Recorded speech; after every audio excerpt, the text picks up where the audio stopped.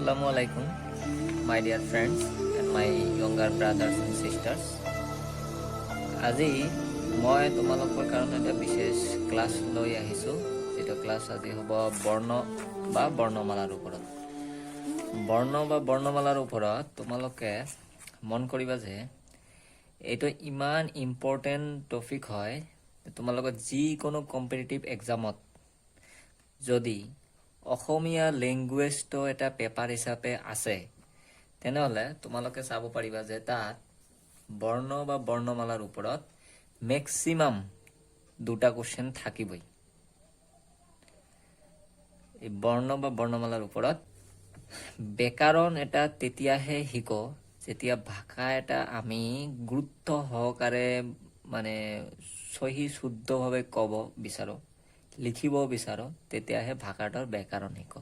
তাৰ আগত কিন্তু ব্যাকৰণৰ মানে যেটো গ্ৰামাৰ বা ব্যাকৰণ বুলি কোৱা হয় তাৰ প্ৰয়োজন নাই। ভাষা এটা আমি জন্মৰ পিছত মানুহৰ মুখে মুখে শুনি পৰিবেশৰ জৰিয়তে বা যেটো মানে আমাৰ যি পৰিস্থিতিত বসবাস কৰোঁ, যি পৰিবেশত বসবাস কৰোঁ, সেই পৰিবেশ সেই পৰিস্থিতিত আমি ভাষা এটা আহৰণ বা অৰ্জন কৰি ল'ব পাৰোঁ আনৰ পৰা, এইটো মুখে মুখে। কিন্তু ভাষা এটা যেতিয়া আমি লিখিবলৈ যাওঁ, শুদ্ধকৈ পঢ়িবলৈ যাওঁ, শুদ্ধকৈ উচ্চাৰণ কৰিবলৈ যাওঁ, তেতিয়া কিন্তু আমাৰ গ্ৰামাৰৰ কথাটো আহি পৰে। তাৰ আগত আমাৰ গ্ৰামাৰৰ প্ৰয়োজন নাই, কাৰণ মুখে মুখে যেটো কথা কোৱা হয় তাত আমি গ্ৰামাৰ ইউজে নকৰোঁ, ক'বলৈ গ'লে ইউজে নকৰোঁ। তো যেতিয়া আমি লিখিবলৈ যাম তেতিয়া কিন্তু আমাৰ গ্ৰামাৰ লাগিবই। গ্ৰামাৰ নোহোৱাকৈ ভাষা এটা শুদ্ধকৈ লিখিব নোৱাৰিম, আমি গ্ৰামাৰ লাগিবই। তো যিয়ে নহওক, ব্যাকৰণ কাক বোলে তোমালোকে সকলোৱে জানা। মানে ভাষা এটা শুদ্ধকৈ লিখিব বা পঢ়িবলৈ যি নীতি নিয়ম প্ৰয়োগ কৰা হয় বা প্ৰয়োজন হয় তাকেই ব্যাকৰণ বুলি কোৱা হয়। তো ব্যাকৰণ তোমালোকে প্ৰত্যেকেই জানা। কিন্তু এতিয়া কথা হ'ল ব্যাকৰণত যি আমি টপিকবিলাক পাম তাৰে এটা টপিক হ'ল বৰ্ণ বা বৰ্ণমালা। কাৰণ মানে যিকোনো আমি ভাষা এটা কওঁ তাক লিখিবলৈ হ'লে কিছুমান চিহ্নৰ দৰকাৰ, আৰু যাকে আমি বৰ্ণ বুলি কওঁ তো এই বৰ্ণৰ দৰকাৰ হয়। এই বৰ্ণবিলাকনো কি, বৰ্ণ কাক বোলে, বৰ্ণ কেনেকুৱা, বৰ্ণমালাটো ক'ৰ পৰা আহিল, এইবিলাক আমি আজি শিকিম। মানে অসমীয়াত হয় এইটো, অসমীয়া বৰ্ণমালা হ'ল ধ্বনিবৰৰ লিখিত প্ৰতীকক বৰ্ণ বুলি কোৱা হয়। এইটো হ'ল এটা শ্বৰ্টকাট, মই শ্বৰ্টকাট নিজে বনাইছোঁ এইটো। তোমালোকে হয়তো বেলেগ কিতাপত ডাইৰেক্ট গ্ৰামাৰত এনেকুৱা মানে দেখিব, হয়তো কিছুমান গ্ৰামাৰত আছে, কিছুমান গ্ৰামাৰত নাথাকিবও পাৰে। এইটো মই মানে কেইটামান বুকছ পঢ়ি টেটৰ কাৰণে প্ৰিপাৰেশ্যন যেতিয়া চলাইছিলোঁ তেতিয়া এইটো মই বনাইছিলোঁ। তো সেইকাৰণে মই এইটো তোমালোকক প্ৰভাইড কৰি আছোঁ। ধ্বনিবৰৰ লিখিত প্ৰতীকক বৰ্ণ বুলি কোৱা হয়, 1 নম্বৰ কথা। আৰু এটা ভাৱে ক'ব, আৰু মানে বেলেগভাৱে ক'ব পাৰোঁ, বৰ্ণই প্ৰকান্তৰে আখৰ, আখৰেই প্ৰকান্তৰে বৰ্ণ। মানে এইটো তোমাৰ 2019ত এলপি টেটত আহিছিল যে বৰ্ণ আৰু আখৰ একেনে। তো মই যিমান দূৰলৈকে জানো, যিমান দূৰলৈকে পাইছোঁ, বৰ্ণই প্ৰকান্তৰে আখৰ, আখৰেই প্ৰকান্তৰে বৰ্ণ বুলিয়ে পাইছোঁ। গতিকে একে বুলিয়ে ক'ব পাৰোঁ। তো যিয়ে নহওক, এইটো হ'ল এটা কথা। তাৰপিছত আহিলে আৰু এটা ডেফিনেশ্যন, কোনো ভাষাৰ ধ্বনি বুজোৱা চিন বা আখৰক বৰ্ণ বুলি কোৱা হয়। যিকোনো এটা ভাষা পালোঁ, মানে ধৰা অসমীয়াই হওক, ইংৰাজীয়ে হওক, হিন্দীয়েই হওক, মানে এনেকুৱা যিকোনো এটা ভাষাৰ ধ্বনি, ধ্বনি মানে হ'ল ইয়াত ধ্বনি মানে শব্দ, মানে চাউণ্ডৰ কথা কোৱা হৈছে। যিটো চাউণ্ড, এই চাউণ্ডটো বুজাবৰ বাবে যিবোৰ চিন বা আখৰক চিন বা আখৰ ব্যৱহাৰ কৰা হয় সেইবোৰকে বৰ্ণ বুলি কোৱা হয়। কি বুলি কোৱা হয়? বৰ্ণ বুলি কোৱা হয়। বুজি পালেনে? তো বৰ্ণবোৰ এটা নিৰ্দিষ্ট ক্ৰমত সজাই, মানে এটা যেটো পাৰফেক্ট সিকুৱেন্স বা সিৰিয়ালি যেটো সজোৱা হয়, ক্ৰমত সজোৱা হয়, এখন ফলা প্ৰস্তুত কৰা হয়। মানে সজাই এখন ফলা প্ৰস্তুত, যেনেকৈ তোমালোকে যে ক খ বা চৰে এইবিলাক পাইছে নে নহয়, এখন মানে নিৰ্দিষ্ট এখন ফলা এখন বা এখন পেজত তোমালোকে দেখিবলৈ পাইছা সিৰিয়ালি। আৰু এই তেনেকুৱা এখন নিৰ্দিষ্ট ফলা প্ৰস্তুত কৰা হয়, আৰু সেই ফলাটোকেই কিন্তু বৰ্ণমালা বুলি কোৱা হয়। মানে বৰ্ণবোৰৰ এই শৃংখলাবদ্ধ ফলাকেই বৰ্ণমালা বুলি ক'ব পাৰি। তাৰ মানে বৰ্ণবিলাক লিখি এটা নিৰ্দিষ্টভাৱে মানে এটা ছিষ্টেমত লিখি যেতিয়া আমি তাক প্ৰভাইড কৰোঁ তেতিয়া তাক বৰ্ণমালা বুলি কোৱা হয়। ক্লিয়াৰ? তো তোমালোকৰ মেইনলি কথাটো হ'ল যে এইখিনি আমাৰ মুখস্থ কৰাৰ দৰকাৰ নাই, আমাৰ জাষ্ট খালি বুজিব লাগে বৰ্ণ বা বৰ্ণমালা কি, এইখিনিয়ে হ'ল ইম্পৰ্টেণ্ট। তো বৰ্ণ বা বৰ্ণমালা কি আমি বুজি পালোঁ। এতিয়া কথা হ'ল অসমীয়া ভাষা, যিটো আমি অসমীয়া ভাষাৰ বৰ্ণ বা বৰ্ণমালা শিকি আছোঁ, গতিকে আমি অসমীয়া ভাষাৰ শিকিম। অসমীয়া ভাষাৰ বৰ্ণ বা ধ্বনিবোৰক, বৰ্ণ বা ধ্বনিবোৰ মানে যিবিলাক চাউণ্ড হয়, চাউণ্ড, এইবোৰক দুটা ভাগত ভাগ কৰা হৈছে। কি কি ভাগ? এক নম্বৰ হৈছে স্বৰবৰ্ণ, যে দেখিবলৈ পাইছে স্বৰবৰ্ণ। দুই নম্বৰ ব্যঞ্জন বৰ্ণ। তো ক নম্বৰ স্বৰবৰ্ণ যিবিলাক আখৰ আন কোনো আখৰৰ সহায় নলোৱাকৈ উচ্চাৰণ কৰিব পাৰি তাক আমি স্বৰবৰ্ণ বুলি ক'ব পাৰোঁ। তাৰমানে কথা হ'ল স্বৰ শব্দ, স্বৰ বৰ্ণ, স্বৰ, তোমালোকে যে স্বৰ শব্দটো যে আছে, স্বৰ শব্দটোৰ পৰাই জানিব পাৰিছা যে স্ব মানে হ'ল নিজা, নিজা। তো কথা হ'ল যিবিলাক আখৰ আন কোনো আখৰৰ সহায় নলৱাকৈ, মানে ক'লো না নিজা উচ্চাৰণ কৰিব পাৰি তাক স্বৰবৰ্ণ বোলে। মানে যিবিলাক মানে যিবিলাক আখৰক নিজাববীয়াকৈ মানে সিহঁতক অকলে উচ্চাৰণ কৰিব পাৰি, বেলেগ কাৰো সহায় নালাগে, তেনেকুৱা বৰ্ণক স্বৰবৰ্ণ বোলা হয়। যি ধ্বনি উচ্চাৰণ কৰোঁতে, মানে এটা আন এটা ডেফিনেশ্যন, মানে আৰু বেলেগভাৱে কৈছোঁ, যি ধ্বনি মানে জীৱৰ চাউণ্ড, মানে যিটো চাউণ্ড, এই চাউণ্ডটো বা যি শব্দখিনি উচ্চাৰণ কৰোঁতে হাওঁফাওঁৰ পৰা বাহিৰলৈ অহা বায়ু প্ৰবাহে স্বৰতন্ত্ৰীৰ বাহিৰে মুখবিৰৰ কোনো ঠাইতে বাধাপ্ৰাপ্ত নহয়, আৰু জিভাৰ অৱস্থান আৰু ওঠৰ আকৃতি, মানে ওঠৰ, যে জিভাৰ অৱস্থান আৰু ওঠৰ আকৃতিৰ বায়ু প্ৰবাহে নিয়ন্ত্ৰণ কৰা হয়, সেইবোৰ ধ্বনিকেই কি বুলি কোৱা হয়? স্বৰধ্বনি বোলা হয়। তাৰ মানে কথাটো হ'ল যি ধ্বনি উচ্চাৰণ কৰোঁতে আমাৰ হাওঁফাওঁৰ পৰা যেতিয়া বায়ুখিনি বাহিৰলৈ, মানে হাৱা বুলি যে কওঁ, আমাৰ মানে মুখেৰে যে বাহিৰলৈ ওলাই আহে, এই ওলাই অহা বায়ু প্ৰবাহ কোনো ঠাইতে বাধাপ্ৰাপ্ত নহয়, মানে আমাৰ মুখৰ ভিতৰত কোনো ঠাইতে বাধাপ্ৰাপ্ত নহয়। আমি জাষ্ট জিভা বা ওঠৰ আকৃতি হ'লে এইবিলাক উচ্চাৰণ কৰিব পাৰোঁ, তেনেকুৱা বৰ্ণকে স্বৰবৰ্ণ বুলি কোৱা হয়। তো মুঠতে কথা হ'ল যিবিলাক বৰ্ণ আমি উচ্চাৰণ কৰোঁতে আন কোনো বৰ্ণৰ সহায় ল'ব নালাগে বা আন কোনো আখৰৰ সহায় ল'ব নালাগে, তেনেকুৱা বৰ্ণকে বা আখৰকে স্বৰবৰ্ণ বোলা হয়। ক্লিয়াৰ? ঠিক আছে, এইটো গ'ল আমাৰ। এতিয়া আহিল স্বৰ শব্দৰ, মই আগতে কৈছোঁ নহয়, স্বৰ শব্দটোৰ অৰ্থই হ'ল নিজা।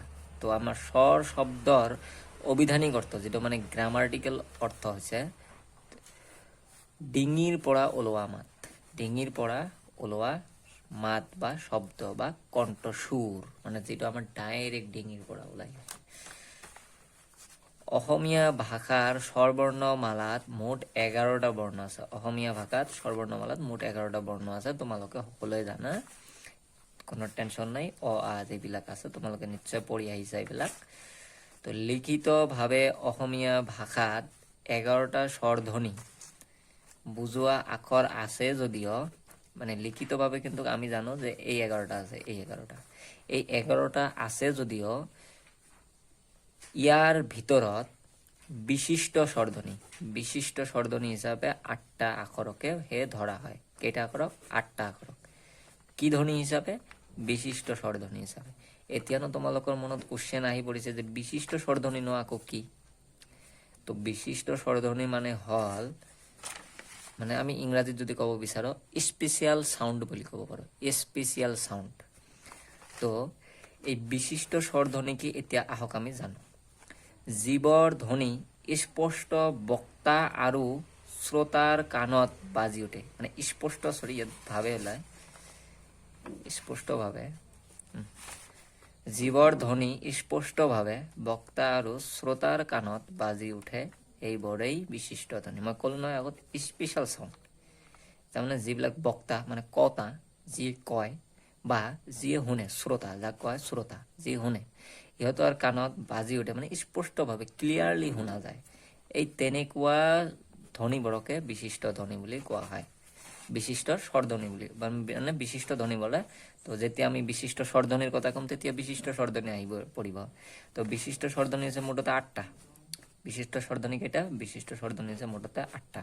আৰু এইটো বহুত ইম্পৰ্টেণ্ট কথা হয় যে মানে এই কুৱেশ্যনটো 2019তো আহিছে টেট পৰীক্ষাত, 2012 চনত আহিছে, 2021 চনত আহিলে। 2021 চনত দুটা ডেট হ'ল, এটা হ'ল স্পেচিয়েল, এটা হ'ল স্পেচিয়েল ডেট হ'ল, আৰু এটা হ'ল জেনাৰেল ডেট। General date. তো এই দুয়োটা ডেটতে এই বিশিষ্ট স্বৰধ্বনি আৰু বিশিষ্ট ব্যঞ্জন ধ্বনি, এইটো কম, বিশিষ্ট ব্যঞ্জন ধ্বনিৰ বিষয়ে কম, আগতে স্বৰধ্বনি শিকিলাম। এই বিশিষ্ট স্বৰধ্বনি আৰু বিশিষ্ট ব্যঞ্জন ধ্বনি আহিয়েই থাকে, আহিব, আগন্তুক এক্সামতো আহিয়ে থাকিব, এইটো ইমানেই ইম্পৰ্টেণ্ট হয়। তো স্বৰবৰ্ণমালাৰ বৰ্ণৰ উচ্চাৰণ। এতিয়া কথা হ'ল স্বৰবৰ্ণটো শিকিলৈ, স্বৰবৰ্ণ কেইটা, স্বৰবৰ্ণ কাক কয়, স্বৰবৰ্ণ বিশিষ্ট ধ্বনি কেইটা, এইকেইটাও জানিলোঁ। এতিয়া আহিল স্বৰবৰ্ণ উচ্চাৰণ, কাৰণ প্ৰতিটো বৰ্ণৰে উচ্চাৰণ ভেদে বেলেগ বেলেগ হয়, আৰু বৰ্ণমালাত উচ্চাৰণ হিচাপেও কিছুমান ভাগ থাকে। গতিকে কথা হ'ল যে স্বৰবৰ্ণমালাৰ বৰ্ণৰ উচ্চাৰণ, স্বৰবৰ্ণমালাৰ যিটো বৰ্ণৰ উচ্চাৰণ আছে, মানে তোমালোকৰ এই উচ্চাৰণটোৰ ওপৰতো বহু কোৱেশ্যন আহি থকা দেখা যায়। এইবাৰো আহিছিল, 2021 চনৰ টেট পৰীক্ষাত আহিছিল, জেনাৰেল টেট পৰীক্ষা। মইতো স্পেচিয়েল টেট দিয়া নাই, জেনাৰেল টেট দিছিলোঁ। তো এইটোত আহিছিল, মই নিজে ক'ব পাৰোঁ, কাৰণ মই নিজে এজন কেণ্ডিডেট হয়। গতিকে সংস্কৃত বৰ্ণমালাতে স্বৰেয়, স্বৰেয়া, হাস্যই, দীৰ্ঘই, হস্য আৰু দীৰ্ঘ, এই যে 6টা দেখিবলৈ পাইছা নহয়, 6টা মানে কেইযোৰা হয়? 6টা আমি জানো, এযোৰা মানে 2টা, তো 6টা মানে আমাৰ 3 যোৰা, এই 3 যোৰা। তো 3 যোৰা বৰ্ণৰ উচ্চাৰণ একেভাৱে সিহঁতক স্ববৰ্ণ স্বৰ বোলে। চাইছা? এইটো হ'ল ইম্পৰ্টেণ্ট কথা। কি বোলে? স্ববৰ্ণ স্বৰ। স্ববৰ্ণ স্বৰ কাক কয়? আমি তেতিয়া ক'ম এই যে 6টাক, স্বৰেয়, স্বৰেয়া, হাস্যই, দীৰ্ঘই, হস্য আৰু দীৰ্ঘ। আৰু এই দুটা মানে এই 6টা মানে 3 যোৰা, এই 3 যোৰা মানে মুঠতে 6টা, আৰু যোৰা হিচাপে ক'লে 3 যোৰা। তো এই 3 যোৰা ক'ত আমাৰ স্ববৰ্ণ স্বৰ বুলি কোৱা হয়? সংস্কৃতত, সংস্কৃত বৰ্ণমালাত, অসমীয়াত নহয়। সংস্কৃত বৰ্ণমালাত, যিটো সংস্কৃত বৰ্ণমালা আছে, এই সংস্কৃত বৰ্ণমালাত আমাৰ এই 6টা আখৰক বা 6টা বৰ্ণক আমাৰ কি বুলি কোৱা হয়? স্ববৰ্ণ স্বৰ বোলা হয়। ক্লিয়াৰ? তাৰে স্বৰেয়, হাস্যই, হস্য আৰু হসৰি, এই যে 4টা আছে, আমি জানো কি মুঠতে আমাৰ অসমীয়া ভাষাত মুঠতে স্বৰবৰ্ণ হ'ল 11টা। তাৰে ভিতৰত বিশিষ্ট স্বৰধ্বনি হ'ল 8টা, আৰু তাৰে ভিতৰত বিশিষ্ট স্বৰধ্বনি কিন্তু যে স্বৰেয়, স্বৰেয়া, হাস্যই, হস্য, ও, এ দিয়ে এটা কমা থাকিব, ও দিয়ে এটা কমা থাকিব। এই যে 8টাই হৈছে আমাৰ বিশিষ্ট স্বৰধ্বনি। এই যে এইটো এটা মানে তোমালোকৰ বিশিষ্ট স্বৰধ্বনি যিটো স্বৰেয়, স্বৰেয়া, হাস্যই, হস্য, আৰু ও, তাৰপিছত আকৌ আকৌ স্বৰেয়, মানে এ দি তাৰপিছত এই যে এটা কমা, আৰু ও দি স্বৰেয় দি এইটো এটা কমা। এই দুটাৰ ব্যৱহাৰ ক'ত হয়? এই দুটাৰ ব্যৱহাৰ ক'ত হয় আমি ইয়াৰ পিছতে জানিব পাৰিম। এই দুটাৰ ব্যৱহাৰ ক'ত হয় আমি ইয়াৰ পিছত একদম ক্লিয়াৰভাৱে জানি ল'ম যে এই দুটাৰ ব্যৱহাৰ। তাৰে আগত অলপ কৈ থওঁ, যেনেকৈ এইটোৰ ব্যৱহাৰ হয় বেল, বেল, আৰু এইটোৰ ব্যৱহাৰ হয় যেনেকৈ তোমালোকে ক'ব পাৰা ও মোৰ আপোনাৰ দেশ, ও মোৰ আপোনাৰ দেশত কয় যায়, নিশ্চয় এটা জানা জাতীয় সংগীত হয়, ও মোৰ আপোনাৰ দেশ। তাতে কিন্তু ও শব্দৰ এনেকুৱা এটা ব্যৱহাৰ হয়, মানে ইয়াত বহুত টান হয়, ই অকলে ব্যৱহাৰ হৈছে তাতে। আৰু আৰু ক'ত আছে তোমালোকক মই কওঁ, আৰু এটা আছে যেনেকৈ কত, এনেকুৱা দিয়ে নহয় কত। ইয়াত ক দিয়ে যিটো কমা দিছে, তাৰমানে কৰ লগত ক যোগ স্বৰেয় আছে, ইয়াত ক যোগ স্বৰেয় আছে, ক যোগ স্বৰেয় আছে, এইটো ক'ব পাৰিবা। যিয়ে নহওক মই আহি আছিলোঁ ক'ত, এই যে ইয়াত স্বৰেয়, হাস্যই, হস্য, হসৰিৰ উচ্চাৰণ চুটি হোৱা বাবে কি হয়? উচ্চাৰণটো চুটি হয়। যেনেকুৱা স্বৰেয় সৰুকৈ কওঁ, টানটো ইমান নাই, হাস্যই, এইটোতো একচুৱেলি আমালোকে মানে এনেই পঢ়ো, স্বৰেয়, হাস্যই, স্বৰেয়া এনেকৈ পঢ়ো, কিন্তু একচুৱেলি এইটো কোৱা হয় এইটো কোৱা হয় ই, উ, এইটো কোৱা হয় ৰি। তো এই চাৰিটা যে আখৰ আছে এই চাৰিটা আখৰৰ উচ্চাৰণ কিন্তু চুটি মানে ইমান টান নহয় কম টান হয় ইমান টান নহয় চুটি হয় এই চুটি হোৱাৰ বাবে ইহঁতক হৰ্ষ বা লঘু স্বৰ বোলা হয় এই যে হৰ্ষ বা লঘু লঘু মানে তো জানাই সৰু লঘু বা হৰ্ষ স্বৰ বুলি কোৱা হয় ন সৰু বুলি কোৱা হয় সৰু স্বৰ যিটো এইকাৰণে এইটো কোৱা হয় হৰ্ষ বা লঘু স্বৰ বুলি কোৱা হয় ক্লিয়াৰ আনহাতে হৰ্ষ বা লঘু স্বৰ যদি আছে তাৰমানে কি দীৰ্ঘ স্বৰো আছে আনহাতে আহ এইটো কোৱা হয় আ আৰু এইটো কোৱা হয় ই মানে এইটো আছিল ই এইটো হ'ল ই আমি যাক দীৰ্ঘ ই বুলি কওঁ আৰু এইটো হৈছে উ এইটো হৈছে উ যাক কয় দীৰ্ঘ উ বুলি কোৱা হয় আৰু এইটো এ এইটো ঐ এইটো অ এইটো হৈছে ঔ কেইটা হ'ল মুঠতে এটা দুটা তিনিটা চাৰিটা পাঁচটা ছয়টা সাতটা ইয়াত আছিল চাৰিটা ইয়াত হ'ল সাতটা টোটাল আমাৰ 11টা তো এই 7টা আখৰক আকৌ কি বুলি কোৱা হয় এই 7টা আখৰ বা বৰ্ণৰ উচ্চাৰণ কিন্তু দীঘল মানে অলপ টান হয় তোমালোকে নিজেই পঢ়ি চাবা যে এইটো আছিল অ এইটো হ'ল আ এইটো ই এইটো দীৰ্ঘ ই মানে ই ডাঙৰকৈ টান হয় এইটো হ্ৰস্ব উ এইটো দীৰ্ঘ উ অলপ টানটো দীঘল হয় আৰু এইটো হ'ল এই এইটো হ'ল এই এইটো অ এইটো ঔ মানে যিটো অলপ টানবিলাক ডাঙৰ হয় লম্বা হয় মানে দীঘল হয় এই 7টা আখৰক কোৱা হয় আমাৰ দীঘল হোৱাৰ বাবে কি বুলি কোৱা হয় দীৰ্ঘ স্বৰ স্বৰ মানে যে সুৰ দিওঁ যে দীৰ্ঘ স্বৰ দীৰ্ঘ টান দিওঁ তো এই দীৰ্ঘ স্বৰ বুলি কোৱা হয় দীৰ্ঘ স্বৰ বা গুৰু স্বৰ বোলা হয় যাক আমাৰ কি বুলি কোৱা হয় দীৰ্ঘ স্বৰ বা গুৰু স্বৰ বুলি কোৱা হয় ক্লিয়াৰ হ'ল নে তো কথাটো হ'ল যেতিয়া মানে সন্মুখত কোনোবাই বহি থাকিলে বৰ্ডত বুজাই দিওঁতে মানে একদম ক্লিয়াৰলি বুজাই দিয়া যায় কাৰণ সন্মুখত বেলেগে বহি আছে আৰু বৰ্ডত বুজাই দিওঁতে মুখামুখি কোৱেশ্যনো কৰি থাকে নুবুজিলে সকলোৱে কুৱেশ্যন কৰিব সকলোৱে বুজাটো অলপ মানে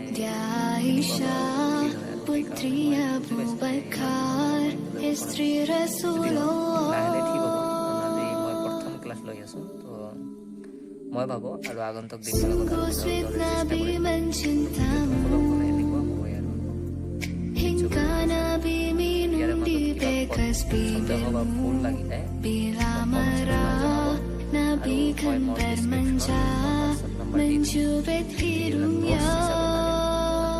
হোৱাটছএপত মেছেজ দিলে মই তোমালোকক